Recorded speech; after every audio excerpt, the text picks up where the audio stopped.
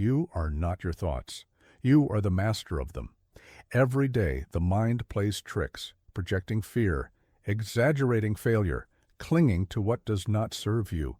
But you were born with the power to rewire it.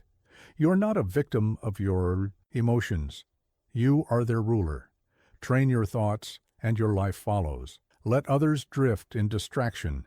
You will remain anchored in reason. Let them seek control outside. You will find it within.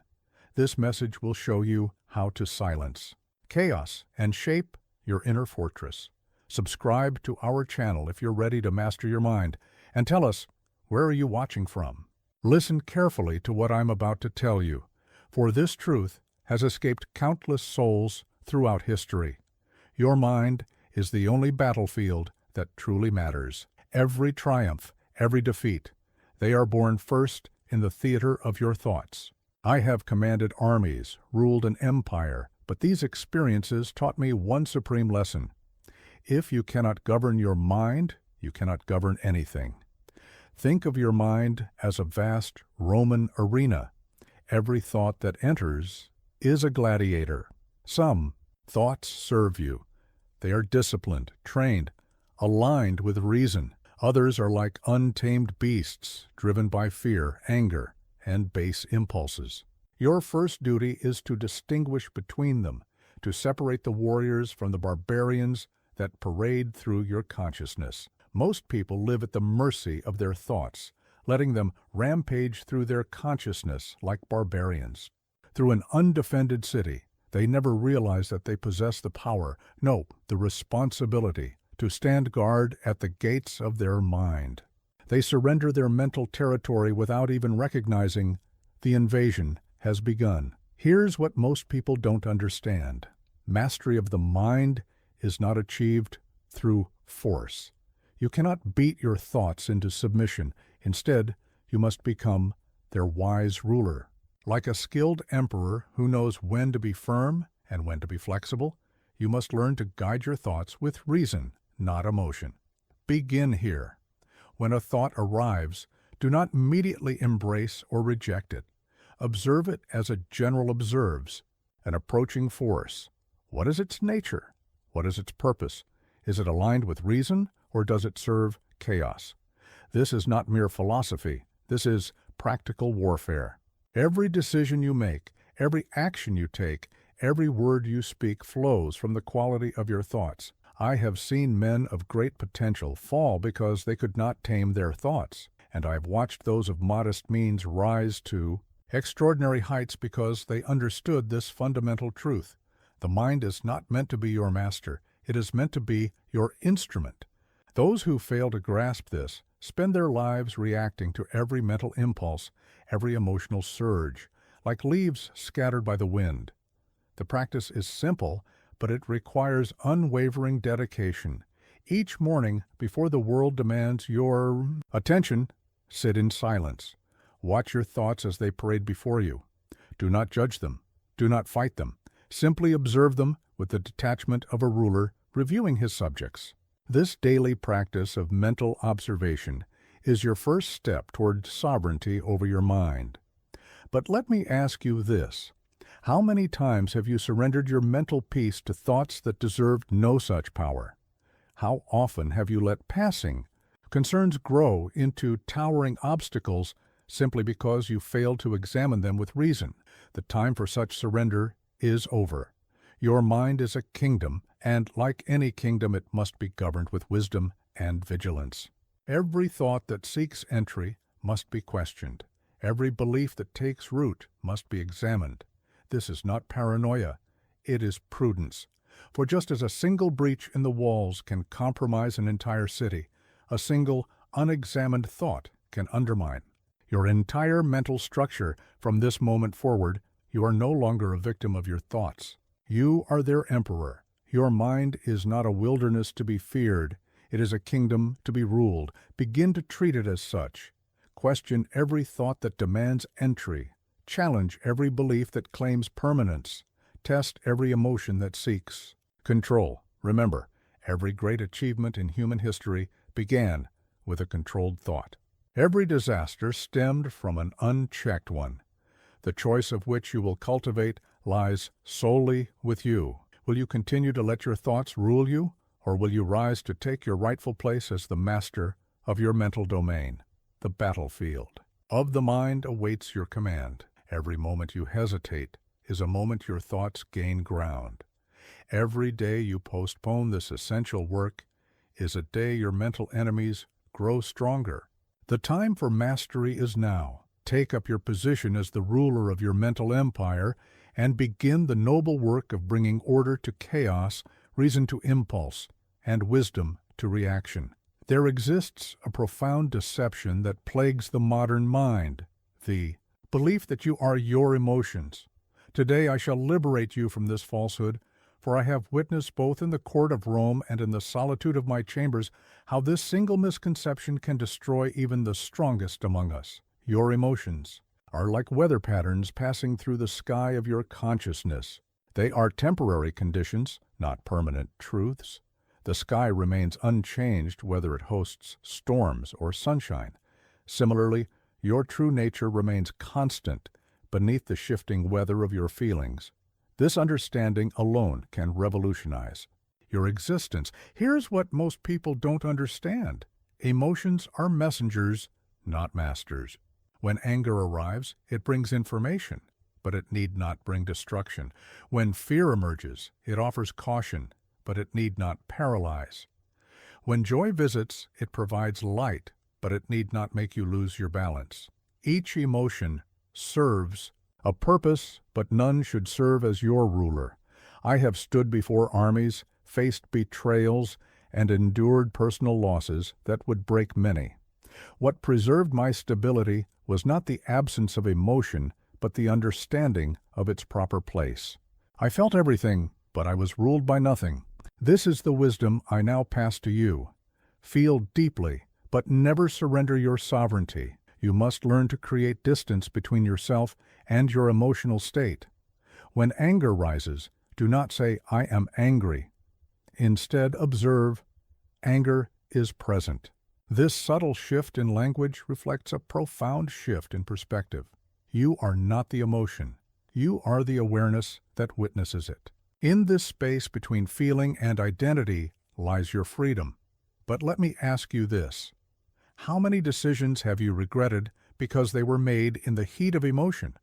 How often have you confused temporary feelings with permanent truth? This confusion is the source of countless miseries. Think of yourself as a great Roman amphitheater. Emotions are like the performances that take place within it.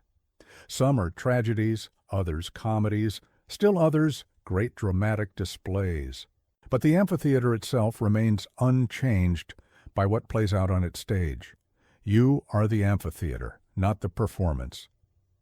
The practice of emotional mastery begins with recognition. When an emotion appears, name it, study it, watch how it moves. Through your body, how it colors your thoughts. Notice its intensity, its duration, its triggers. Become a student of your emotional weather. But never, I repeat, never mistake the weather for the sky itself.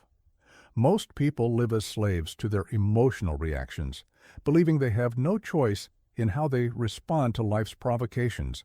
They say, "This person made me angry," or "This situation made me afraid." But I tell you now, no one can make you feel anything without your consent. Your emotions are responses shaped by your judgments, and your judgments are within your power to change. Here's what separates the wise from the common. The wise person feels emotion but adds reason to it. They experience fear but ask, "What is the true danger here?" They feel anger but question, "What good will rage serve in this moment?" They know joy but maintain perspective, understanding that, like all things, it too shall pass. Consider this truth. Every emotion you've ever felt has eventually subsided. Every storm of feeling has ultimately cleared, yet you remain. You are the constant awareness that experiences all these changes, but is changed by none of them. This is not mere philosophy. It is practical wisdom that can transform your daily existence. From this day forward, practice this distinction. Experience emotions fully, but identify with none of them. Let anger come. Watch it, learn from it, but do not become it. Let joy arrive. Savor it, celebrate it, but do not attach your identity to it. Let fear emerge. Acknowledge it, understand it, but do not let it define you. Your emotions are tools in the great workshop of your consciousness. Like any tools, they serve specific purposes. You wouldn't use a hammer for every task in a workshop, so why would you let a single emotion color every aspect of your experience? Learn to select the appropriate emotional tool for each situation, always guided by reason, always anchored in wisdom. Remember, you are not your emotions. You are their witness, their student, and ultimately, their master. This is the path to true emotional intelligence, to unshakable peace, to genuine power. Choose it now. Listen well to this fundamental truth. Your thoughts are not mere whispers in the void. They are seeds planted in the fertile soil of destiny. I have seen this principle at work in the halls of power and on the battlefield, in times of peace and in moments of crisis. The thoughts you nurture today become the reality you inhabit tomorrow. Here's what most people don't understand. Every great empire began as a thought in someone's mind. Rome wasn't built by chance. It was built twice. First in thought, then in stone. The same principle governs your life. Every achievement, every failure, every significant moment in your existence was preceded by thought. This is not mysticism. It is the natural order of human experience. Consider how a simple thought, left unchecked, grows like a vine in your mind. It starts small, a whispered doubt, a moment of anger, a spark of ambition. But thoughts, like seeds, contain within them the full pattern of what they will become. A thought of revenge, nurtured over time, becomes a bitter harvest. A thought of growth, properly tended, becomes a garden of opportunity. I have watched countless men and women destroy themselves, not through external circumstances, but through the persistent cultivation of destructive thoughts. They water seeds of doubt until they grow into forests of fear. They fertilize anger until it blooms into fields of hatred. They nurture complaint until it bears the fruit of perpetual dissatisfaction. But let me ask you this. What thoughts are you cultivating in the garden of your mind? What seeds are you planting with your daily contemplations? For make no mistake, you are always planting something. The only question is whether you're doing it consciously or unconsciously. The wise gardener of the mind follows certain principles. First, they carefully select what thoughts they will nurture. Just as no farmer would deliberately plant weeds, no wise person deliberately cultivates thoughts that poison their future. Second, they maintain vigilance, pulling out harmful thoughts before they can take root. Third, they understand that the harvest comes in its own time. Some thoughts bear fruit quickly, others require patient cultivation. Most people drift through life at the mercy of whatever thoughts happen to blow through their minds. They are like ships without rudders, driven by every wind of mental weather. But you must become the master navigator of your mental seas. You must choose your destination and set your course through deliberate thought. Here's a truth I learned while governing Rome. The quality of your thoughts determines the quality of your rule, whether you're ruling an empire or merely your own life. When my thoughts were clear, my decisions were wise. When my thoughts were clouded, my judgment faltered. This principle holds true for every human being, in every era, in every circumstance. The practice is simple, but demands unwavering dedication. Begin each day by examining your thoughts. What are you allowing to take root in your mind? What thoughts do you replay most often? Remember, repetition is the soil in which thoughts grow strongest. A thought repeated becomes a belief. A belief repeated becomes a conviction. A conviction repeated becomes destiny. Your mind is like the Roman Forum, a marketplace where thoughts compete for your attention. Some thoughts offer wisdom, others peddle folly. Some promise quick pleasure, but deliver long pain. Others demand temporary discipline, but yield lasting rewards. You are the emperor of this forum. You decide which thoughts will be given prominence and which will be banished. From this moment forward, guard the gates of your mind with the vigilance of a Roman sentry. Before you allow a thought to take root, ask, what harvest will this thought yield? What future am I planting with this mental seed? Be particularly wary of thoughts that weaken your resolve, diminish your dignity, or distance you from reason. Remember this: destiny favors the mind that favors wisdom. Every great achievement in human history began with a thought carefully cultivated. Every human tragedy began with a thought carelessly entertained. The difference between triumph and disaster often lies not in circumstances, but in the thoughts we choose to nurture. You stand now at a crossroads of thought. Before you stretch infinite mental paths, each leading to a different destiny. Choose wisely which thoughts you will follow, which seeds you will water, which mental crops you will tend. For as surely as spring follows winter, your future follows. Your thoughts. Let others drift in mental chaos, you will cultivate order. Let them plant seeds of doubt, you will sow certainty. Let them nurture complaints, you will grow gratitude. For in the end, we all reap what we think. Make your mental harvest worthy of your highest potential. In the arena of life, most people are not defeated by their enemies. They are defeated by their own automatic responses. I have observed this truth countless times, from the streets of Rome to the chambers of the Senate. The masses live as slaves to impulse, prisoners to pattern, blindly obeying the commands of habit without ever questioning their allegiance. Here's what most people don't understand. Between every stimulus and response lies a sacred space, a kapos, moment of choice that, though brief as a heartbeat, contains within it the power to alter destiny. This space is your inheritance as a rational being, yet few claim this birthright. They react as animals do, without reflection, without choice, without dignity.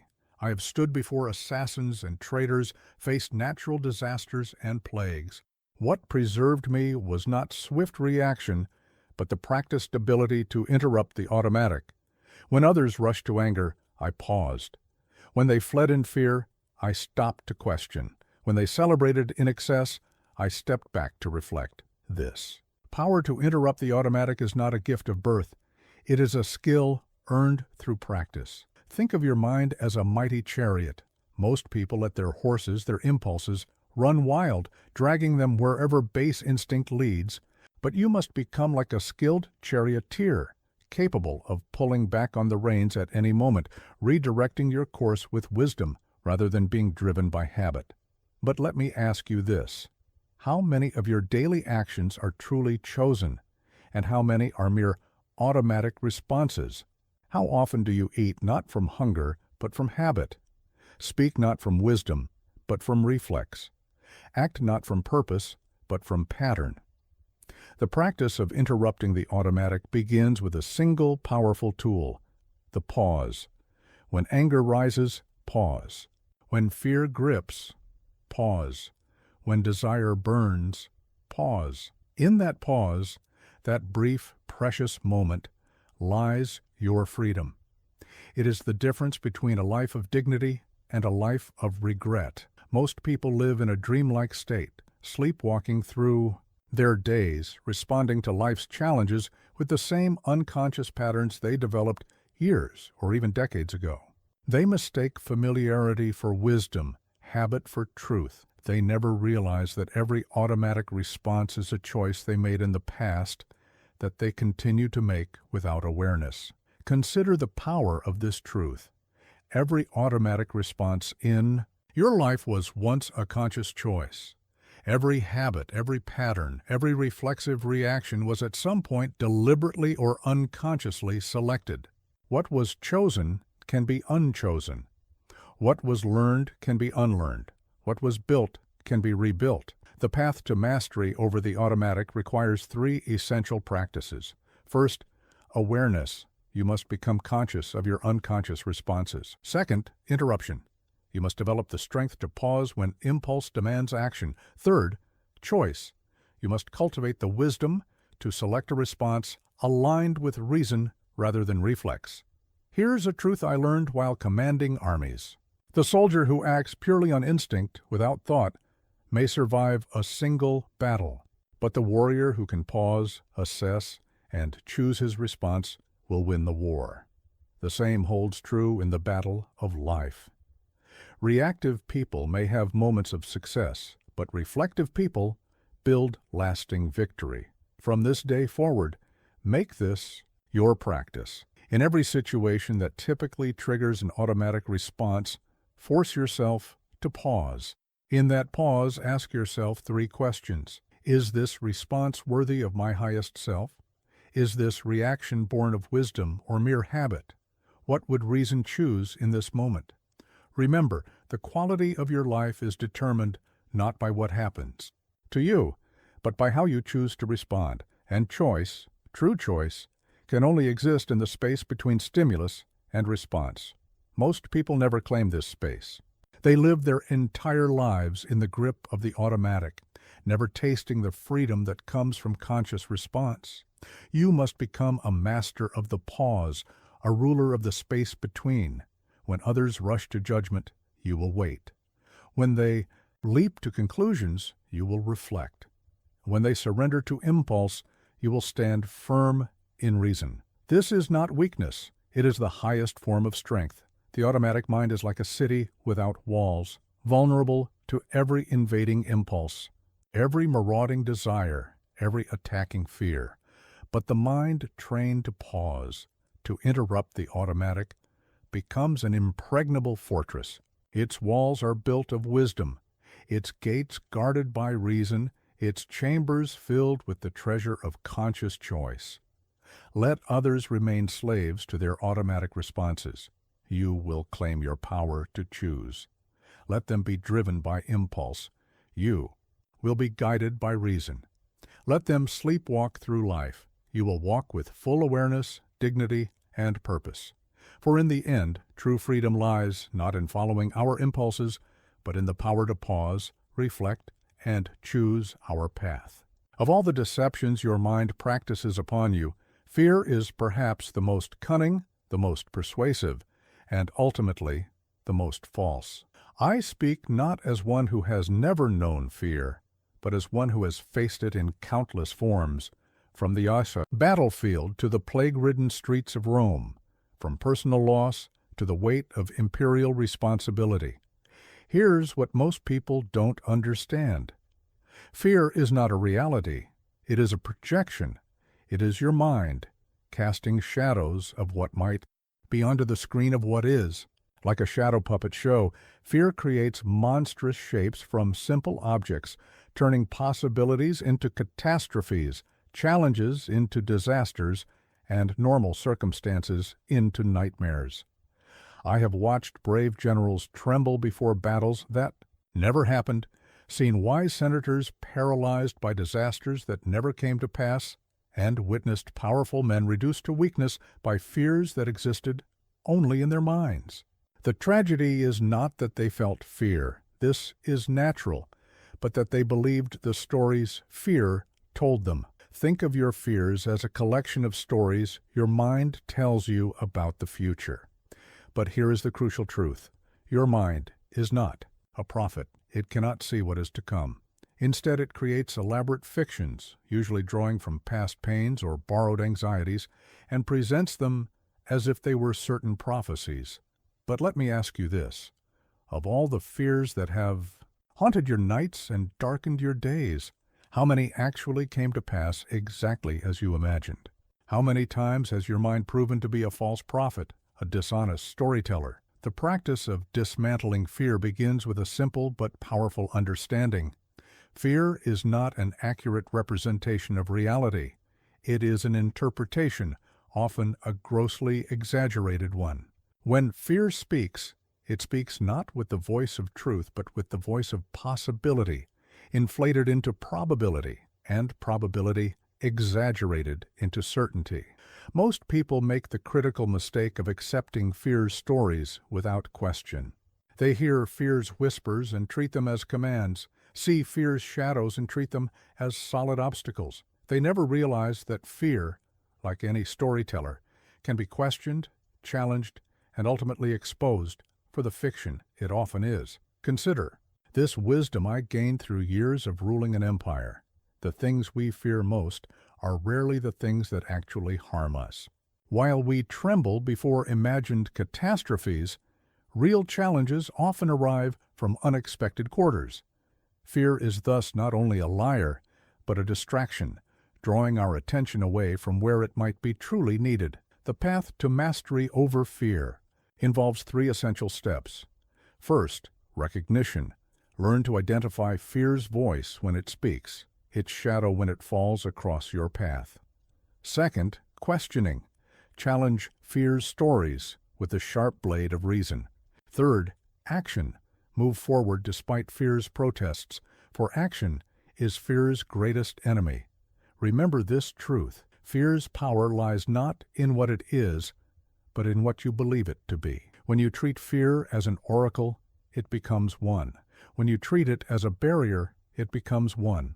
But when you recognize it as a mere storyteller, often a poor one at that, it loses its power to command your actions. From this moment forward, when fear appears, treat it not as a prophet, but as a storyteller in need of editing. When it presents its tales of disaster, question them.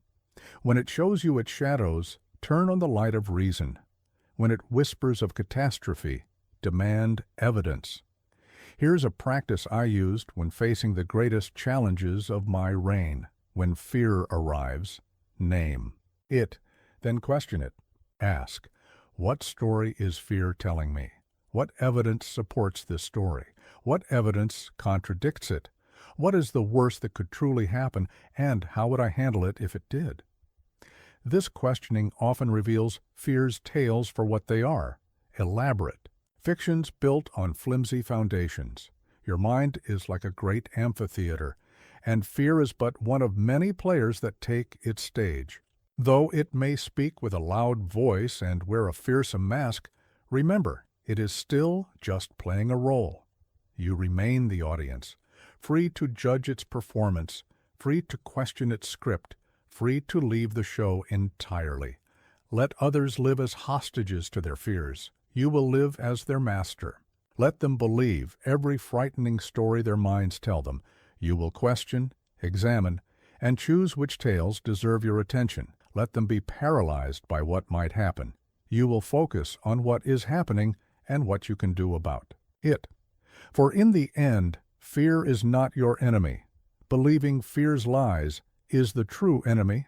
Face each day not as one who hopes fear will be absent, but as one who knows how to question fear's stories, challenge fear's authority, and act despite fear's protests. This is not fearlessness. It is something far more powerful. It is fear mastered by reason. Of all the illusions that cloud the human mind, none is more persistent than the belief that we own more time than the present moment. I have seen this. Delusion gripped both slaves and emperors, for no rank or station makes one immune to this fundamental error. Let me share with you what decades of ruling Rome has taught me about the tyranny of time and the power of presence. Here's what most peoples don't understand. The past and future are like two great thieves, constantly attempting to rob you of the only moment you truly possess, now. The past steals your presence with regret, while the future kidnaps your attention with anxiety. Between these two bandits, most people never truly live in the only moment they can actually influence. I have watched countless men waste their strength, fighting battles that ended years ago, or exhaust themselves trying to control events that haven't yet occurred. They fail to see that power, true power, exists only in the present moment. You cannot change what happened yesterday. You cannot control what will happen tomorrow. But this moment, this precise moment, is yours to command. Think of time as a mighty river. The past is like the water that has already flowed beneath the bridge. You cannot call it back. The future is like the water still in the mountains. You cannot bring it faster. The only water you can touch, can use, can drink from is the water flowing past you now. This is the nature of the present moment. But let me ask you this. How much of your life do you spend dwelling in moments you can no longer change or worrying about moments that haven't arrived? How often do you sacrifice the power of now for the phantom of then? The practice of present moment mastery begins with a simple but profound shift in attention. When your mind wanders to past regrets, gently but firmly bring it back to now. When it races ahead to future concerns, calmly guide it back to this moment. Like training a wild horse, this requires patience, persistence, and unwavering discipline. Most people treat the present moment as merely a bridge between past and future, never realizing it is the only solid ground they will ever stand upon. They rush through their days, always reaching for the next moment, never fully inhabiting this one. They treat time as though it were infinite, not realizing that each moment wasted is a moment lost forever. Consider this wisdom I gained through years of public service. When I focused fully on the task at hand, whether it was judging a case or planning a campaign, the quality of my work soared. When I allowed my mind to split between past and future, even simple tasks became difficult. The present moment is not just all we have, it is all we need. The path to presence requires 3 fundamental practices. First, recognition. Learn to notice when your mind has wandered from the present. Second, acceptance. Acknowledge whatever exists in this moment without resistance. Third, engagement. Fully participate in whatever the present moment contains, whether pleasant or challenging. Here's a truth that transformed my relationship with time. Clarity exists only in the present moment. The past is always clouded by memory's imperfection, the future obscured by imagination's uncertainty. But the present moment, when fully attended to, offers perfect clarity about what must be done now. From this moment forward, make this your practice. Whatever you are doing, do it completely. When you eat, eat. When you listen, listen. When you work, work. This complete attention to the present moment is not just a spiritual practice, it is practical wisdom that enhances every aspect of life. Remember, the quality of your life is determined by the quality of your moments. When you waste the present moment worrying about the future or regretting the past, you waste your life. Each moment spent in absent-minded wandering is a moment of life unlived, a moment of power unclaimed. Your mind is like a great city square. The present moment is where life actually happens, where decisions are made, where actions have power. The past and future are like distant provinces. You may send thoughts there, but you cannot live there. Your power, your influence, your ability to act all exist only in the present. Let others chase yesterday's shadows and tomorrow's mirages. You will live in the power of now. Let them scatter their attention across time. You will focus yours on this moment. Let them believe they can control what has passed or what hasn't arrived. You will master what is actually here, for in the end, life is not measured in years, but in moments, and each moment offers a choice, to be present or to be absent, to live or to merely exist, to act with purpose or to react from habit. Choose presence. Choose now. For now is all you have, and now is all you need to create the life you desire. Listen carefully to this profound truth that has guided both emperors and philosophers. You do not see the world as it is, you see it as you are. During my years ruling Rome, I learned that the same event could appear as victory or defeat, blessing or curse, opportunity or disaster, all depending on the eyes through which it was viewed. Here's what most people don't understand. Perception is not a passive reception of reality. It is an active creation of your experience. Every moment, your mind is not simply recording the world. It is interpreting it, coloring it, shaping it according to your beliefs, expectations, and past experiences. This is not weakness. It is the nature of human consciousness. But in this, truth lies immense power. I have watched the same battle bring glory to one general and shame to another.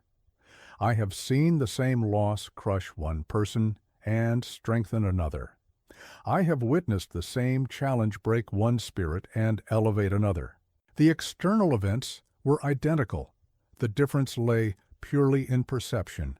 Think of your mind as a great artist, constantly painting your experience of reality. But unlike most artists, who must wait for their paint to dry, you can change your picture instantly through the power of perception. What appears as a disaster can be reframed as an opportunity. What seems like an ending can be viewed as a beginning. What looks like a curse can be seen as a lesson. But let me ask you this. How often do you question your perceptions? How frequently do you examine the lens through which you view your world? Most live their entire lives without ever realizing they wear these invisible glasses of perception, never wondering if they might see differently. The practice of mastering. Perception begins with a revolutionary understanding. Your initial view of any situation is not the only possible view. It is merely the first draft of reality your mind has painted. Like any draft, it can be revised, refined, or completely rewritten. Most people are prisoners of their first perception. They accept their initial interpretation of events as if it were carved in stone, never realizing they hold the chisel that could reshape it. They surrender their power to choose how they see life, and in doing so, surrender their power to shape their experience of it. Consider this wisdom I gained through countless hours of judicial decisions. The same set of facts could tell completely different stories depending on how they were perceived. The wise judge learns to look from multiple angles, to question first impressions, to seek deeper understanding. This same wisdom applies to every aspect of life. The path to perceptual mastery involves three essential practices. First, awareness. Recognize that your current view is just one of many possible interpretations. Second, questioning. Challenge your initial perceptions, especially those that cause you pain or limitation. Third, choice. Consciously select the most useful and empowering way to view each situation. Here's a truth that transformed my governance. No event has inherent meaning until perception gives it meaning. A military defeat could strengthen resolve or weaken it. A public criticism could inspire growth or trigger retreat. The event itself is neutral. It is our perception that gives it power over us. From this moment forward, treat every perception as a choice. When faced with a challenging situation, pause and ask, how else might this be seen? What other meanings could this hold? What perspective would serve me best in this moment? Remember, you are not discovering the meaning of events. You are creating it. Your mind is like the Roman Senate, a place where different views compete for acceptance. But unlike the Senate, where many voices vie for influence, you are the ultimate ruler of your perceptions. You decide which view will prevail, which interpretation will stand, which meaning will shape your experience. Let others remain slaves to their first impressions. You will master the art of perspective. Let them accept their initial reactions as unchangeable truth. You will learn to craft more empowering interpretations. Let them be victims of their perceptions. You will become their author. Remember, perception is not just how you see things, it is how you live things.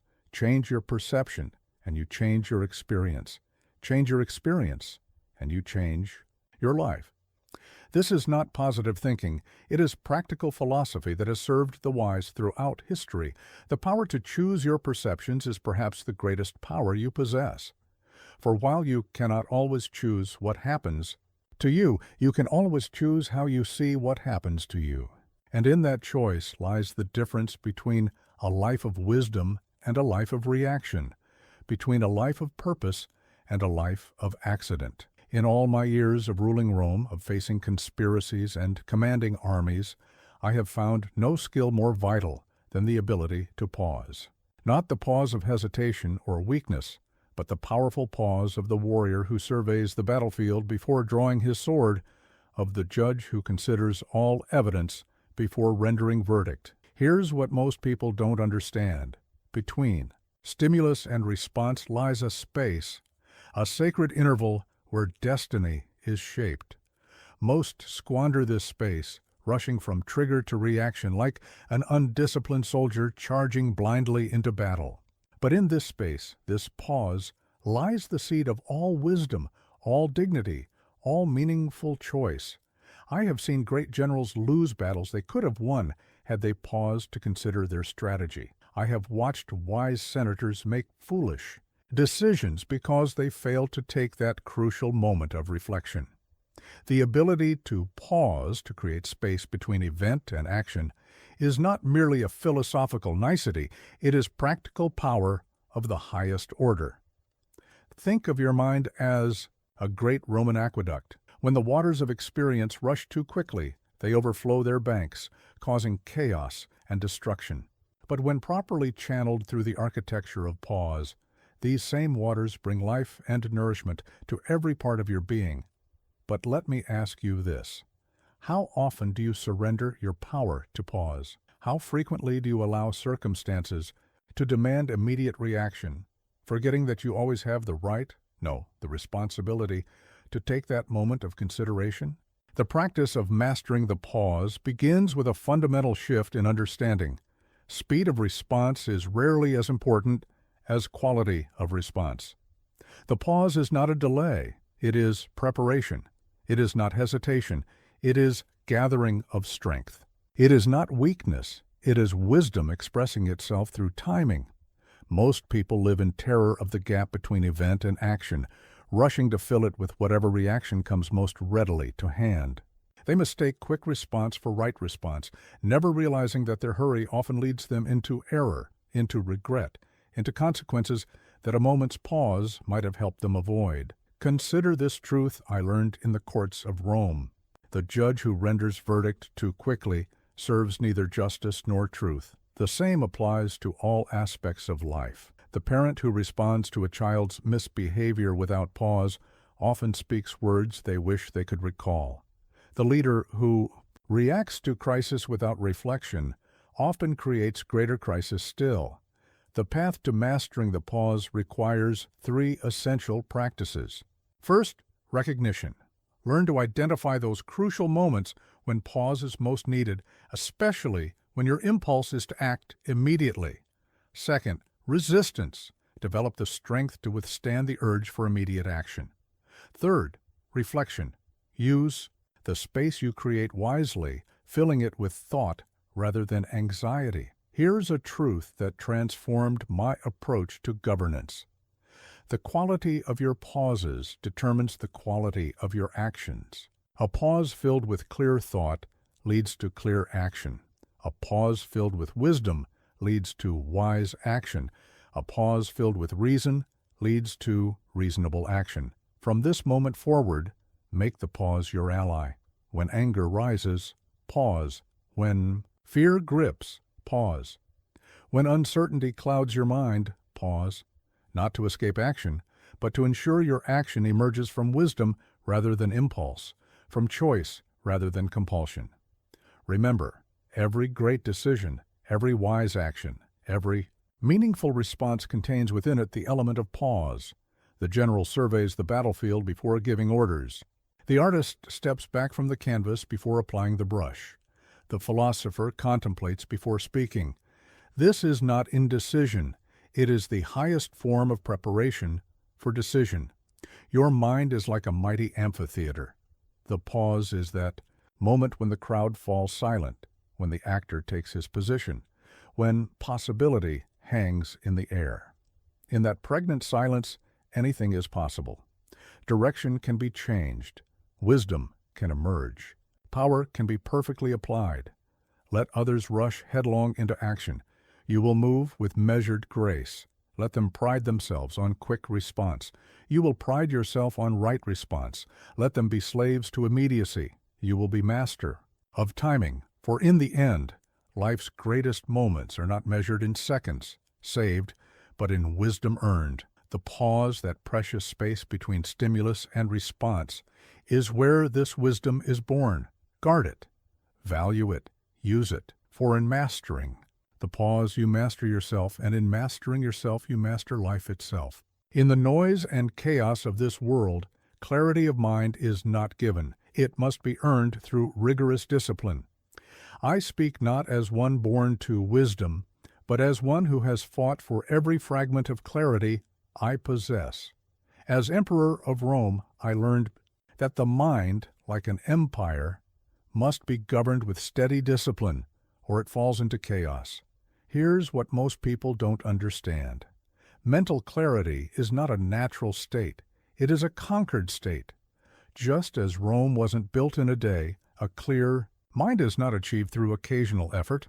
It requires daily discipline, constant vigilance, and unwavering commitment to order amid the chaos of countless thoughts, emotions, and impulses. I have witnessed brilliant minds clouded by lack of discipline, great potential squandered in mental disorder. The tragedy lies not in their lack of capability, but in their failure to understand that clarity, like any valuable possession, must be earned and protected through consistent practice. Think of your mind as a vast Roman forum at dawn. Before the day's activities can begin properly, it must be cleaned, ordered, and prepared. Without this daily discipline, debris accumulates, disorder spreads, and chaos eventually reigns. Your thoughts require the same careful attention, the same regular maintenance. But let me ask you this. How often do you allow your mind to remain cluttered with unnecessary thoughts, poisoned by toxic emotions, or clouded by undisciplined reactions? How frequently do you mistake mental activity for mental clarity? The practice of mental discipline begins with a fundamental understanding. Your mind will not order itself. Like a garden left untended, it naturally tends toward chaos.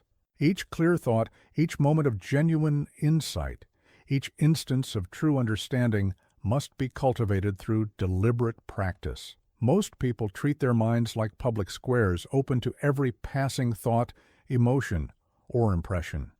They never realize that mental clarity, like physical strength, must be developed through regular training. They wait for clarity to arrive as if it were a gift from the gods, never understanding it is a reward for discipline. Consider this wisdom I gained through years of public service. The clearest decisions I ever made came not from moments of inspiration, but from periods of sustained mental discipline. When I maintained strict governance over my thoughts, clarity followed naturally. When I allowed disorder to creep in, confusion inevitably resulted. The path to mental clarity requires 3 essential practices. First, elimination. Learn to remove unnecessary thoughts just as a sculptor removes excess stone. Second, organization. Arrange your remaining thoughts with purpose and precision. Third, fortification. Strengthen your mind's ability to maintain this order through daily practice. Here's a truth that transformed my approach to leadership. Clarity is not the absence of thought, but the proper ordering of thought. Just as a library with few books but poor organization serves less well than one properly arranged, a mind with fewer but well-ordered thoughts achieves greater clarity than one full of disordered wisdom. From this moment forward, treat your mind as territory that must be governed. Each morning, like a diligent ruler, inspect your mental domain. What thoughts serve you? What emotions deserve citizenship? What ideas merit protection? What mental habits require correction or removal? Remember, mental clarity is not a passive state. It is an earned achievement.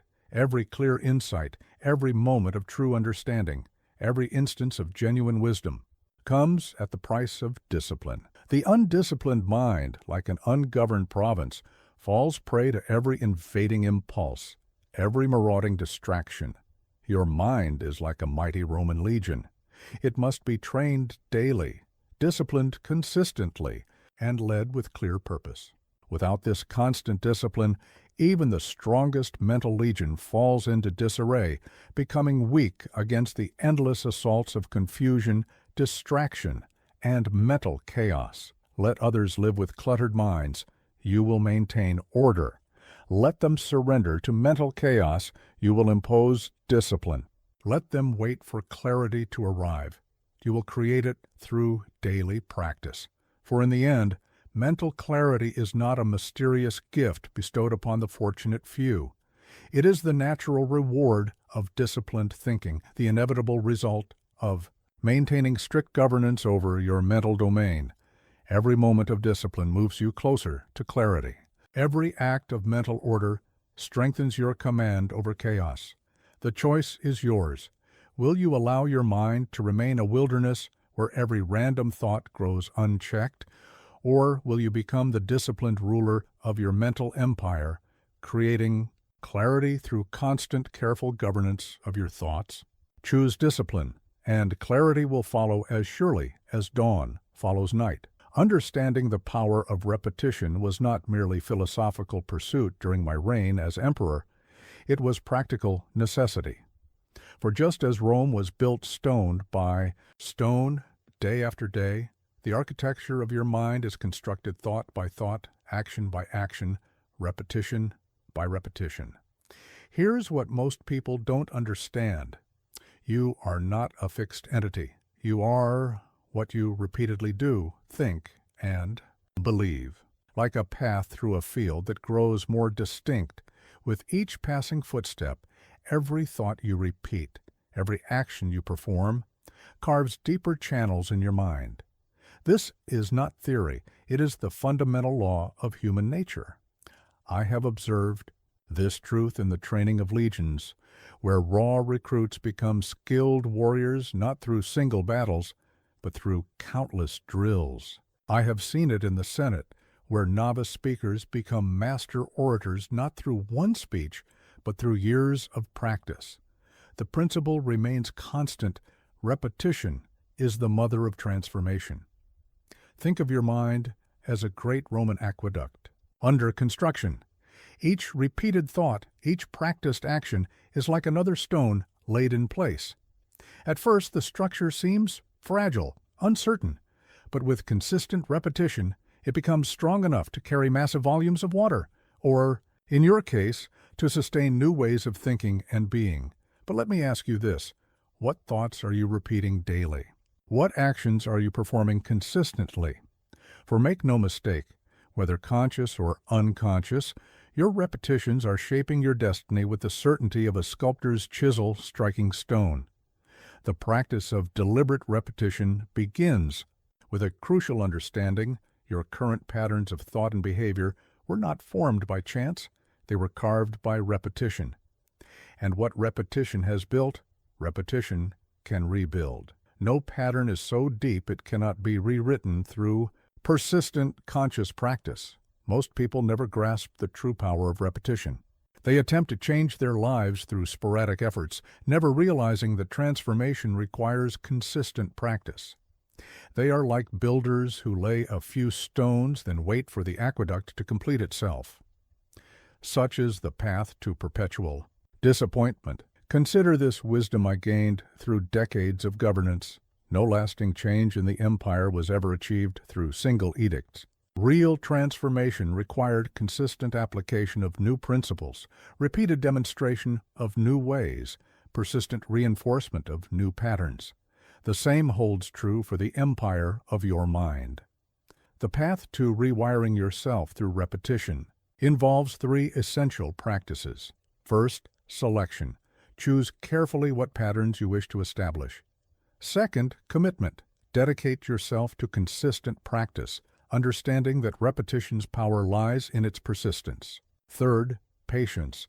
Trust that each repetition, though its effect may seem small, contributes to your transformation. Here's a truth that transformed my approach to personal development. Small actions, repeated consistently, have more power than grand gestures performed occasionally. The daily practice of a simple principle will achieve more than the irregular attempt at complex philosophies. From this moment forward, approach your transformation with the mindset of a master builder. Each day lay the stones of new thoughts, new actions, new patterns. Do not be discouraged if the changes seem subtle at first. Remember, even the greatest monuments of Rome began as simple foundations. Remember, every master was once a beginner who refuse to stop practicing. Every virtue that seems natural to the wise was once an awkward effort repeated until it became second nature. Every strength of character is built through countless repetitions of choice and action. Your mind is like a vast network of Roman roads. Each thought travels along paths worn by repetition. The more a path is traveled, the more established it becomes. But just as Rome continuously built new roads and maintained old ones, you have the power to establish new pathways while letting others fade through disuse. Let others pin their hopes on sporadic effort. You will trust in the power of repetition. Let them seek quick transformations. You will build lasting change through consistent practice. Let them dabble in various methods. You will master the fundamental principle of repeated action. For in the end, you become what you repeatedly do. This is not mysticism. It is the practical reality of human nature. Every thought you repeat strengthens its pathway in your mind. Every action you practice becomes more natural with each performance. Every pattern you maintain through repetition becomes part of your character. The question is not whether repetition is shaping you. It is with every passing moment. The question is whether you will take control of this process, consciously choosing what you repeat, or leave it to chance and circumstance. Choose wisely. For as surely as the sculptor's repeated strokes shape the marble, your repetitions are shaping your destiny. There exists a profound misunderstanding about the nature of detachment, one that I encountered countless times during my reign as emperor. Many believe that to be detached is to be cold, unfeeling, divorced from human experience. Nothing could be further from the truth. True detachment is not the absence of feeling, it is the presence of wisdom in our feeling. Here's what most people don't understand. Detachment is not about caring less, it is about caring more wisely. When I faced the death of loved ones, the betrayal of trusted advisors, the challenges of ruling an empire, it was not indifference that carried me through. It was the ability to care deeply while remaining unbound by that care. I have seen men destroy themselves not because they cared too much, but because they attached themselves too firmly to outcomes they could not control. I have watched leaders fail not from excess of feeling, but from inability to distinguish between what they could influence and what they must accept. Think of your mind as a great Roman harbor. Ships come and go. Emotions, experiences, relationships, successes, failures. The harbor doesn't attempt to hold the ships in place, nor does it ignore them. It provides shelter, enables commerce, facilitates movement, all without attempting to possess the vessels that pass through. But let me ask you this. How often do you confuse attachment with love? How frequently do you mistake control for care? How many times have you suffered not because of what happened, but because of your rigid attachment to what you wanted to happen? The practice of wise detachment begins with a fundamental understanding. You can care deeply about something without binding your peace to its outcome. Like a skilled general who fights with full commitment while remaining prepared for any result, you can engage fully with life while maintaining inner freedom. Most people live in one of two extremes, either gripping everything so tightly they strangle what they love, or distancing themselves so completely they never truly live. True detachment walks the middle path. It is the art of wholehearted participation without desperate need, of genuine care without demanding control. Consider this wisdom I gained through years of public service. The most effective actions often came when I cared deeply about outcomes while remaining detached from their ultimate form. This paradox, committed action with detached awareness, is the key to both achievement and peace. The path to mastering detachment involves three essential practices. First, distinction. Learn to separate what you can control from what you cannot. Second, engagement. Participate fully in what lies within your power. Third, acceptance. Release your grip on everything else, not with resignation, but with wisdom. Here's a truth that transformed my approach to leadership: attachment. to outcomes creates tunnel vision, while detachment enables clear sight. When we clutch too tightly to our preferred results, we become blind to other possibilities, deaf to wisdom, closed to opportunity. From this moment forward, practice caring without clinging. When you love, love fully, but do not demand that. Love take a particular form. When you work, work with complete dedication, but do not bind your worth to the result. When you create, create with all your heart, but do not attach your peace to the reception. Remember, detachment is not about building walls, it is about building wisdom. It is the understanding that you can be fully present with whatever life brings without being held captive by it. Like a skilled actor who performs with total commitment while knowing it's all a play, you can engage completely while maintaining perspective. Your mind is like the vast Roman Colosseum. It can hold immense spectacles of emotion, drama, and experience. But just as the Colosseum remains solid while countless events pass through it, your core awareness can remain steady amidst all of life's intensities. Let others confuse detachment with coldness. You will understand it as wisdom. Let them mistake withdrawal for strength. You will find power in wise engagement. Let them choose between feeling everything or nothing. You will learn to feel deeply while remaining free. For in the end, true detachment is not an escape from life. It is a deeper way of living. It is not the absence of feeling. It is the presence of wisdom within our feelings. It is not withdrawal from the world. It is engagement without entanglement. The question is not whether you will care. Caring is natural to the human heart. The question is how you will care. Will you care with the wisdom that knows what you can and cannot control? Will you care with the strength that can hold without grasping? Will you care with the freedom that can love without demanding? Choose this path of wise detachment, and you will discover that peace and passion can coexist, that you can care deeply while remaining inwardly free. Of all the thieves that can rob you of peace, none operates with more stealth, more cunning, than expectation. In my years as emperor, I witnessed how expectations could steal joy from victory, peace from prosperity, and wisdom from experience. Like a skilled thief in the night, expectation takes what is precious while leaving no trace of its crime. Here's what most people don't understand. Expectation is not merely hoping for a particular outcome, it is demanding that reality conform to your desires. It is one thing to prepare for what might come. It is another entirely to insist that life must unfold according to your plans. This subtle difference marks the boundary between wisdom and folly. I have seen great generals fall not to superior forces, but to their own expectations of how battles should be fought. I have watched wise senators lose their composure not because of what happened, but because of what they expected to happen. The gap between expectation and reality becomes a chasm into which peace and satisfaction disappear. Think of your mind as a great Roman treasury.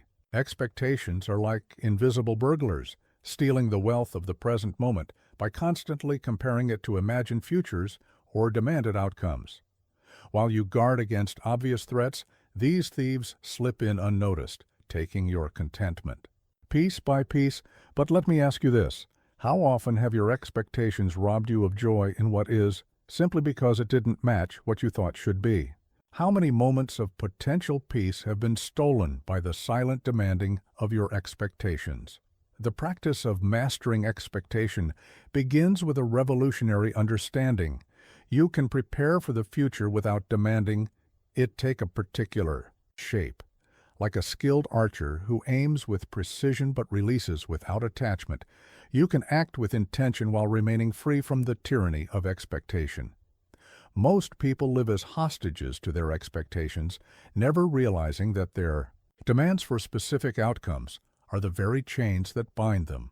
They mistake their preferences for prophecies, their desires for destinies, never understanding that reality owes them no particular version of events. Consider this wisdom I gained through years of governing. The most effective leaders were not those who demanded specific outcomes, but those who remained adaptable to what emerged. They planned thoroughly, but held those plans lightly, ready to adapt when reality presented different circumstances. The path to freedom from expectation involves three essential practices. First, awareness. Learn to recognize when you have transformed preparation into demand. Second, acceptance. Embrace the fundamental uncertainty of life without surrendering your ability to act. Third, adaptability. Develop the skill of responding to what is rather than reacting to what isn't. Here is a truth that transformed my relationship with reality. Expectation is a form of violence against the present moment. When we demand that life be different than it is, we wage a futile war against reality, one that steals our peace while changing nothing. From this moment forward, practice the art of prepared acceptance. Plan as if everything depends on you, but hold those plans with open hands. Act with purpose, but without demanding that purpose must manifest in one particular way. Live fully while remaining flexible about the form that life takes. REWIRE. Remember, every expectation is a potential thief of joy. When you expect specific praise, you rob yourself of the ability to appreciate the recognition that comes. When you expect particular outcomes, you steal from yourself the capacity to see the opportunities in what actually occurs. Your mind is like a vast Roman marketplace, full of activity, possibility, and exchange.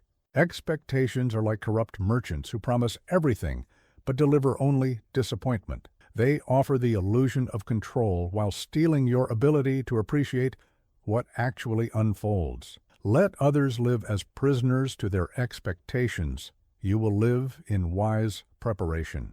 Let them demand specific outcomes. You will remain open to what emerges. Let them fight against reality. You will learn to dance with it. For in the end, the richest life is not one where everything meets our expectations, but one where we have learned to move beyond expectation into true engagement with reality. It is not about lowering your standards or abandoning your goals. It is about pursuing them with vigor while remaining free from the demanding spirit of expectation. The question is not whether you will have hopes and plans. These are natural and necessary. The question is whether you will allow your expectations to become silent thieves, stealing your peace, your adaptability, and your wisdom. Choose instead to live with prepared acceptance, and you will discover that reality, freed from the burden of your expectations, often presents gifts far greater than anything you could have demanded. In the midst of ruling the vast Roman Empire, I discovered a paradoxical truth. True strength often emerges not from constant connection, but from purposeful solitude. As emperor, I was never physically alone, always surrounded by guards, advisors, petitioners, and servants. Yet I learned that the most crucial battles are won in moments of deliberate solitude in the quiet chambers of our own minds. Here's what most people don't understand. Solitude is not mere physical isolation, it is a state of conscious communion with oneself. In an age where every moment can be filled with noise, every silence broken by distraction, the ability to be genuinely alone with your thoughts has become not just rare, but revolutionary. I have watched powerful men crumble when forced to face their own company, seen great leaders unable to bear the weight of silence. Their fear of solitude revealed a deeper truth. Those who cannot be alone with themselves are never truly strong, no matter their external power. They are like armies that cannot hold their own territory, constantly requiring foreign aid. Think of your mind as a sacred temple within the vast city of Rome. Just as temples require periods of closure for purification and maintenance, your mind needs regular intervals of solitude to maintain its clarity and power. Without these sacred pauses, even the mightiest temple becomes cluttered, its purpose forgotten. But let me ask you this. When was the last time you truly sat in solitude, free from external voices and influences? How often do you allow yourself to exist in that space where there is nothing to do, nothing to prove, nothing to be except purely yourself. The practice of meaningful solitude begins with understanding its true nature. It is not escape, it is encounter, not withdrawal. It is engagement with your deepest self. Like a general who steps away from the chaos of battle to gain strategic clarity, solitude offers perspective that cannot be found in constant engagement. Most people flee from solitude as if it were an enemy, filling every moment with noise, activity, or distraction. They never realize that in running from solitude, they are running from themselves, from the very source of their potential strength and wisdom. Consider this wisdom I gained through years of leadership. The quality of your public actions is directly proportional to the depth of your private reflections. The decisions I made affecting millions were shaped not in crowded forums, but in moments of intentional solitude where clarity could emerge. The path to mastering solitude involves 3 essential practices. First, creation. Deliberately create spaces in your life for solitude, treating them as non-negotiable appointments with yourself. Second, resistance. Strengthen your ability to resist the constant pull of distraction and external engagement. Third, deepening. Learn to use solitude not as empty time, but as space for genuine self-encounter. Here's a truth that transformed my understanding of power. The person who can sit comfortably in solitude has access to a source of strength that no external circumstance can take away. In solitude, you learn to distinguish your own thoughts from borrowed opinions, your true needs from imposed desires. From this moment forward, treat solitude as a crucial element of your personal power. Schedule it as you would any other important engagement. Guard it as you would any other valuable resource. Use it as you would any other tool for growth and understanding. Remember, in solitude, you meet yourself without masks or pretenses. Every great insight I gained about governance, about human nature, about life itself, came not in moments of endless activity, but in intervals of purposeful solitude. It is the quiet space where wisdom whispers what chaos conceals. Your mind is like the great Roman Forum at midnight. When the crowds disperse, when the noise subsides, its true majesty becomes apparent. In solitude, you can finally hear the subtle voices of wisdom that are drowned out by the clamor of constant connection. Let others fear the silence. You will find strength in it. Let them fill every moment with noise. You will discover power in peaceful intervals. Let them depend on constant connection. You will build independence through intentional solitude. For in the end, the person who has mastered solitude has mastered themselves. They carry within them a portable sanctuary, a source of strength and clarity that requires no external validation or support. This is not isolation, it is liberation. Not loneliness, it is sovereignty. The question is not whether you will be alone. All humans face moments of solitude. The question is whether you will use these moments as opportunities for strengthening or suffer them as occasions of weakness. Choose to embrace solitude as an ally, and you will discover that in learning to be alone with yourself, you become strong enough to face anything life presents.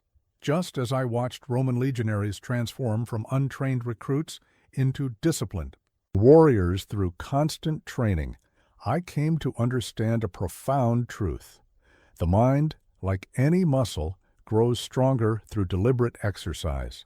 This is not mere philosophy. It is practical wisdom proven through centuries of human experience. Here's what most people don't understand. Mental strength is not a gift bestowed by the gods. It is a capability developed through consistent training. Just as no soldier becomes mighty without countless hours of drill, no mind becomes powerful without deliberate practice.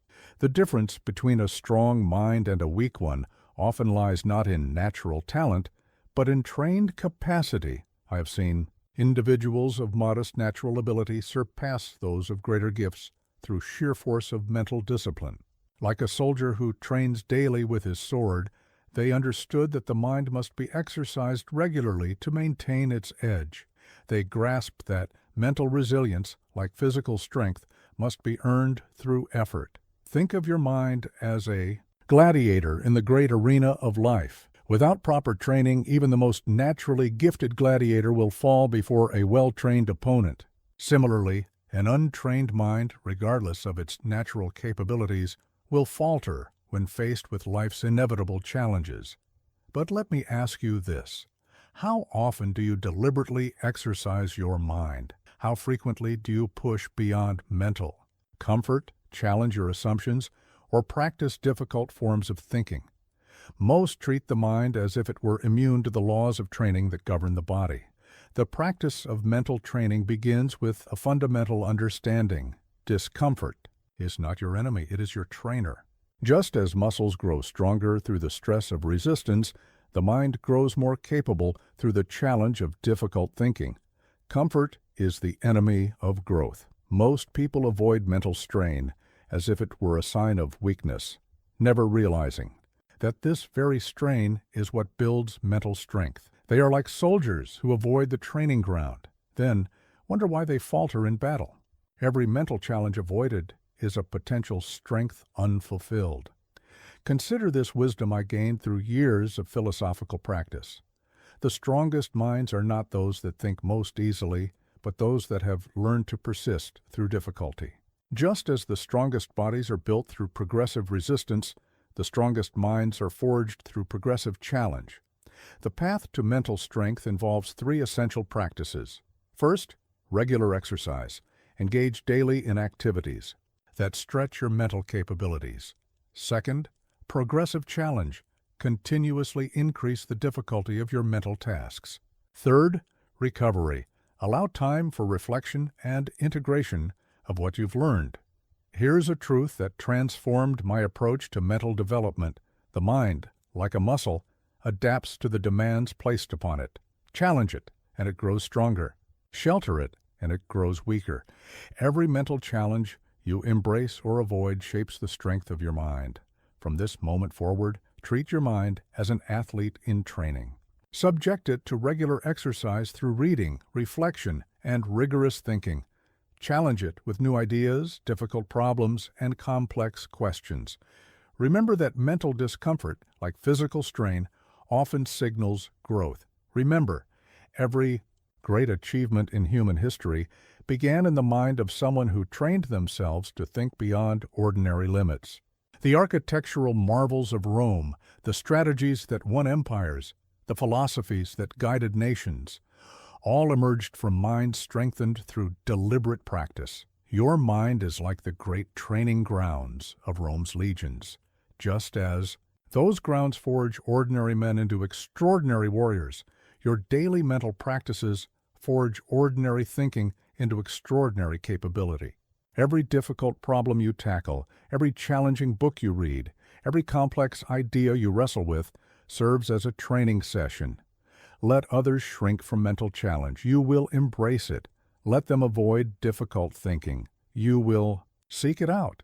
Let them remain at their current level. You will continuously push beyond your limits. For in the end, the strength of your mind determines the quality of your life. Every challenge you face, every decision you make, every obstacle you overcome depends on the strength of your mental capabilities. The question is not whether your mind can become stronger. It can. The question is whether you will commit to the training necessary to develop that strength. Choose to treat your mind like the athlete it is. Train it daily. Challenge it regularly. Rest it appropriately. As surely as the sun rises over Rome, consistent mental training will transform your capabilities. But remember, like any form of training, mental development requires patience, persistence, and progressive challenge.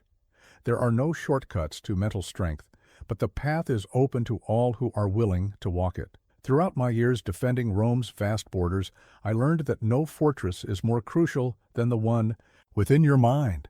While external walls can protect a city's buildings, only internal fortifications can guard your peace, your purpose, and your principles. Yet most leave their inner fortress undefended, its gates open to every passing influence. Here's what most people don't understand. Your mind is under constant siege. Every opinion, every advertisement, every casual remark is an attempt to breach your mental walls. Just as Rome's enemies tested our defenses daily, the modern world probes your mental fortifications constantly, seeking any weakness through which to inject doubt, desire, or distraction. I have watched mighty rulers fall not to external enemies, but to internal weakness, their mental fortifications breached by flattery, fear, or false beliefs. Like a city with magnificent outer walls but no internal defense, they appeared strong while remaining vulnerable where it mattered most. Think of your mind as Rome's greatest fortress. Every thought that seeks entry is like a traveler at the gates. Some bring valuable trade, ideas that enrich and strengthen. Others conceal weapons beneath their cloaks, thoughts that weaken and destroy. You are the guardian who must distinguish between them. But let me ask you this. How carefully do you guard the gates of your mind? How thoroughly do you examine the thoughts you allow to take up residence within your mental walls? How often do you find your inner peace disturbed by invaders you yourself admitted? The practice of mental fortification begins with a fundamental understanding. Not every thought deserves entry. Not every emotion merits attention. Not every opinion warrants consideration. Like a wise gatekeeper, you must learn to discriminate between what strengthens your inner fortress and what weakens it. Most people leave their mental gates unguarded, allowing every passing thought, emotion, or influence to enter freely. They are like cities that have forgotten the art of defense, their walls crumbling, their gates hanging open, their treasures left unprotected. Then they wonder why they feel invaded, overwhelmed, conquered by foreign forces. Consider this wisdom I gained through years of protecting Rome. The strongest fortresses are not those that never face attack, but those that have learned to distinguish. Friend from foe, asset from liability, strength from weakness. Your mind must develop the same discernment. The path to mental fortification involves 3 essential practices. First, vigilance. Maintain constant awareness of what seeks entry into your mind. Second, discrimination. Develop clear criteria for what you will and won't allow past your mental gates. Third, maintenance. Regularly inspect and repair your psychological defenses. Here's a truth that transformed my approach to mental sovereignty. Your inner fortress is only as strong as your weakest defense. One unguarded moment, one carelessly admitted thought, one unconsciously accepted belief can become the breach through which armies of disruption pour. From this moment forward, treat your mental space as sacred territory. Before allowing any thought to take up residence, ask, does this strengthen or weaken my inner fortress? Does this support or undermine my peace? Does this serve my highest purpose or distract from it? Remember, every thought you entertain is either a loyal soldier strengthening your defenses or a subtle spy weakening them from within. The casual complaint, the idle worry, the unnecessary fear, these are not harmless visitors. They are advanced scouts for larger forces of disruption. Your mind is like the great watchtowers of Rome's frontiers. Just as those towers maintained constant vigilance against external threats, your awareness must maintain continuous watch over what approaches your mental borders. Every input, every influence, every interaction must be evaluated. Let others leave their mental gates unguarded. You will maintain vigilant watch. Let them admit every passing thought. You will carefully screen what enters. Let them wonder why their inner peace is constantly disturbed. You will understand the art of mental defense. For in the end, the quality of your life depends largely on the strength of your inner fortress. Every achievement, every moment of peace, every instance of clarity springs from a well-defended mental space. The question is not whether your mind will face invasion. It will. The question is whether you have built and maintained the defenses necessary to protect what matters. Most choose to be the guardian of your mental realm. Like a skilled commander, learn to recognize threats before they breach your walls.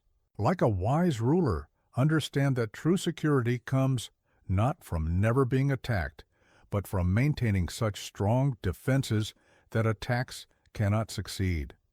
Your inner fortress must be guarded with the same dedication, the same vigilance, the same unwavering commitment that Rome brought to protecting its most precious territories. In all my years governing Rome, facing everything from political intrigue to barbarian invasions, I discovered this immutable truth. Life is not measured by what happens to you, but by how you respond to what happens. The true battlefield is not the external event. It is your response to it. Here's what most people don't understand. Mastery of response is the highest form of power available to humans. While we cannot control the countless events that life presents, we maintain absolute sovereignty over our responses to these events. This is not abstract philosophy. It is practical power of the highest order. I have watched generals turn apparent defeat into victory, not by changing the circumstances, but by mastering their response to them. I have seen senators transform potential disgrace into triumph, not by altering events, but by commanding their reaction to them. The difference between victory and defeat often lies not in what happens, but in how we meet what happens. Think of your life as a great Roman amphitheater where events unfold like performances on a stage. You are not the playwright who decides what scenes will play. You are the actor who decides how to perform within each scene. Your power lies not in controlling the script, but in mastering your performance. But let me ask you this. How often do you surrender your power of response to external events? How frequently do you allow circumstances to dictate your internal state? How many times have you given away your sovereignty by believing you had no choice in how to respond? The practice of response mastery begins with a revolutionary understanding. Between event and response lies a space of choice. No matter how sudden the event, how intense the pressure, or how severe the circumstance, this space exists. Your power resides in this space. Most people live as slaves to circumstance, believing their responses are determined by events. They are like actors who believe they must respond to every scene with the first emotion that arises, never realizing they have the power to choose their performance. This surrender of choice is the surrender of power. Consider this wisdom I gained through years of facing empire-shaking challenges. The same event that breaks one person can forge another into something stronger. The difference lies not in the event itself, but in the mastery of response to it. Every challenge presents not just a problem to be solved, but an opportunity to demonstrate response mastery. The path to response mastery involves 3 essential practices. First, awareness. Learn to recognize the space between event and response. Second, evaluation. Use this space to consider possible responses rather than reacting automatically. Third, choice. Consciously select your response based on wisdom, rather than impulse. Here's a truth that transformed my approach to leadership. The quality of your life is determined not by what life brings to you, but by what you bring to life. Every event, every circumstance, every challenge is an opportunity to demonstrate mastery of response. From this moment forward, treat every situation as a canvas upon which you will paint your response. Before reacting to any event, pause and remember, the event may not be in your control, but your response to it always is. This is not just a comfort, it is a source of immense power. Remember, history remembers not just what happened, but how people responded to what happened. The great figures of Rome became great not because they faced no challenges, but because they mastered their responses to the challenges they faced. Every crisis, every setback, every obstacle was an opportunity to demonstrate this mastery. Your mind is like the command center of a Roman legion. Just as a commander must decide how to respond to each battlefield development, you must choose how to meet each of life's events. Every situation, whether favorable or challenging, asks the REWIRE. Same question. How will you respond? Let others be slaves to circumstance. You will be master of response. Let them believe they have no choice. You will exercise your power of choice in every situation. Let them be blown about by the winds of fortune. You will maintain your center through mastery of response. For in the end, life is a continuous series of events to which we must respond.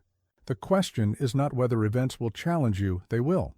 The question is whether you will meet these challenges as a master of response or as a slave to circumstance. Choose mastery, and you choose sovereignty over your own experience. Power to choose your response in any situation is perhaps the greatest power humans possess. It is the difference between living at the mercy of circumstances and living from a place of personal sovereignty. No event, no person, no circumstance can take this power from you unless you surrender it. Guard it, develop it, master it. For in mastering response, you master life itself. Through countless hours presiding over the courts of Rome, I observed a truth that transcends time. The gap between a great leader and a common one often lies, not in their circumstances, but in their ability to replace reactive impulse with reasoned response. This is not merely a philosophical distinction. It is the difference between mastery and slavery to one's own impulses. Here's what most people don't understand. Reactivity is not a sign of strength. It is a confession of weakness. When you react without reason, you surrender your power to whatever has triggered you.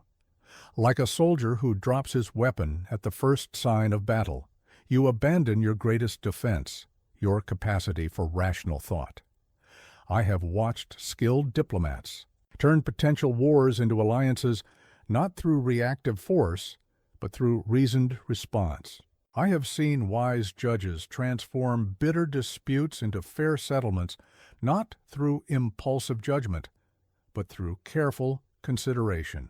The power of reason over reaction has saved more situations than all the armies of Rome. Think of your mind as the great Roman Senate chamber. In this chamber, reason should preside like a wise consul, weighing evidence, considering consequences, guiding decisions. Yet how often do we allow the mob of reactive emotions to storm this chamber, overthrow reason, and dictate our actions? But let me ask you this. How many of your regrets were born from reactive moments when reason was abandoned? How many conflicts could have been resolved differently had you paused to engage your capacity for rational thought rather than surrendering to immediate reaction? The practice of replacing reactivity with reason begins with a crucial understanding. Every reaction is a choice, even when it doesn't feel like one. Just as a Roman soldier must learn to stand firm in the face of charging enemies, you must learn to stand firm in the face of triggering circumstances. Most people live at the mercy of their reactions, believing their responses are automatic and unchangeable. They are like ships without rudders, blown about by every emotional wind, never realizing they possess the power to chart a reasoned course through life's storms. Consider this wisdom I gained through years of imperial governance. The most dangerous moments in both personal and public life are those when reason is overthrown by reaction. Every great error I witnessed, every significant failure I observed, could be traced back to a moment when reaction triumphed over reason. The path to replacing reactivity with reason involves 3 essential practices. First, recognition. Learn to identify the signs of impending reactive response. Second, interruption. Develop the strength to halt the reactive process before it takes control. Third, elevation. Raise your response from the realm of reaction to the domain of reason. Here's a truth that transformed my approach to leadership. Reason is not the absence of emotion. It is the proper governance of emotion.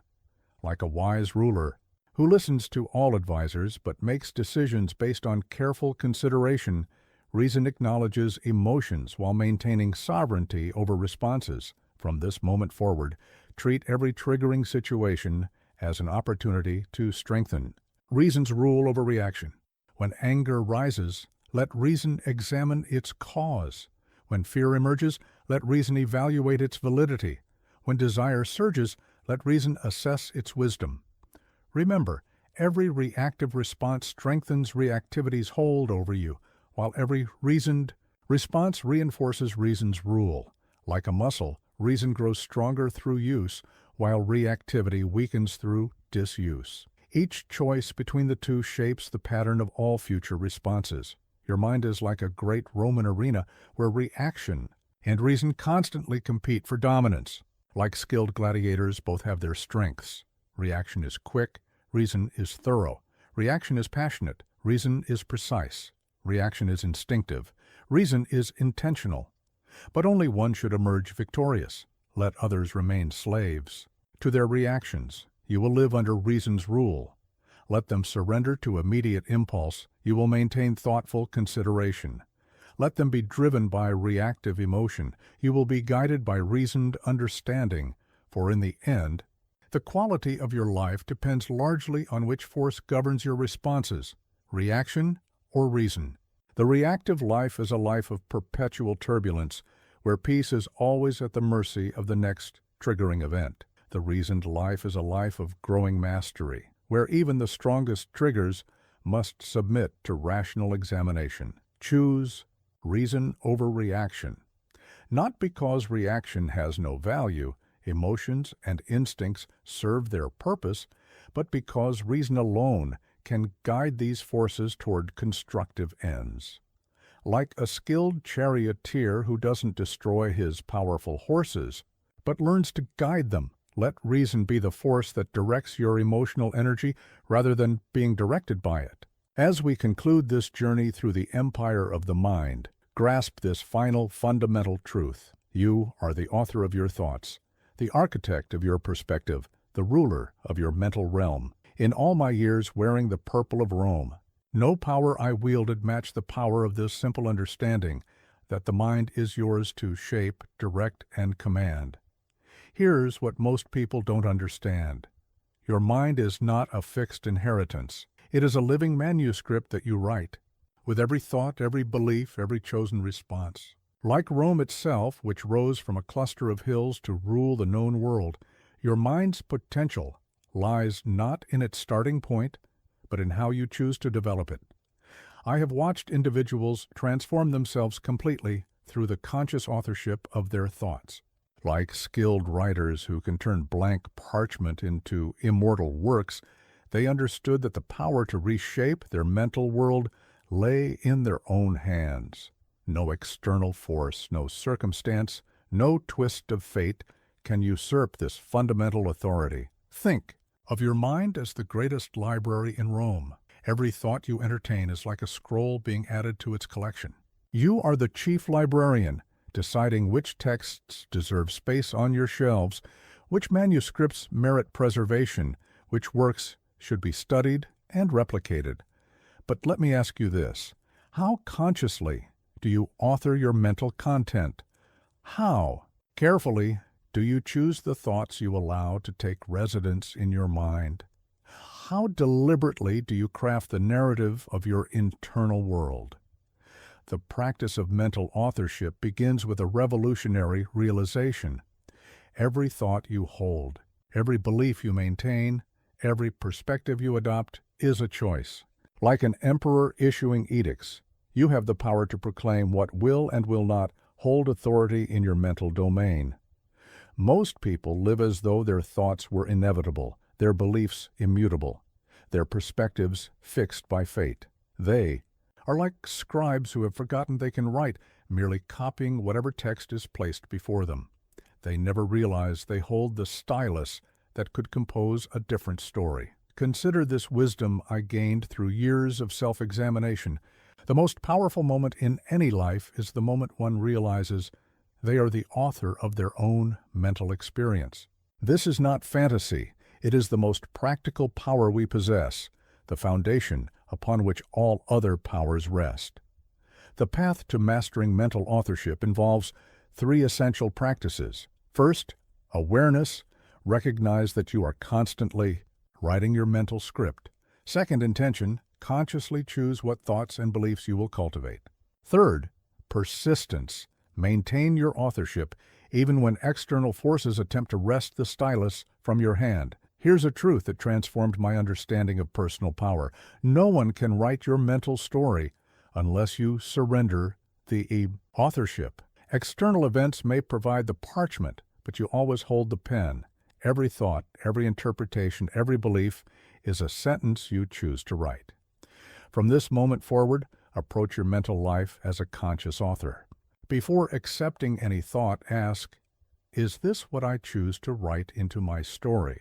Before adopting any belief, question, is this what I want to author into my mental manuscript? Before embracing any perspective, consider, is this the chapter I wish to compose? Remember, every thought you think is a line you write, every belief you hold is a chapter you author, every perspective you maintain is a volume you choose to keep in your mental library. The manuscript of your mind is never complete. It is always being written, always being edited, always being refined. Your mind is like the great archives of Rome where the records of empire are kept. But unlike those fixed records, your mental archives can be rewritten, reorganized, renewed. You are not bound by the past editions. You can always begin a new chapter, compose a new narrative, author a new reality. Let others live as passive readers of their mental content. You will live as its active author. Let them believe their thoughts are beyond their control. You will exercise your power of conscious authorship. Let them surrender the stylus of their mind to external forces. You will maintain firm grasp of your writing instrument, for in the end, the quality of your life is largely determined by the story you write in your mind. Every triumph, every failure, every joy, every sorrow is shaped by the way you author your mental experience. The question is not whether you will write this story. You are writing it with every moment, every thought, every choice. The question is whether you will write it consciously, intentionally, wisely. Take up the full authority of your authorship. Like a master writer who labors until every word is perfect, give careful attention to the thoughts you inscribe in your mind. Like a wise editor who knows what to keep and what to remove, be discriminating about the beliefs you maintain. Like a bold composer who isn't afraid to write new chapters, be courageous in reshaping your mental narrative. Your mind is your masterwork, the one text you will write throughout your entire life. Make it worthy of the power you possess as its author. For while we cannot always choose the events that fill our lives, we always retain the power to choose how we write them into the story of our understanding.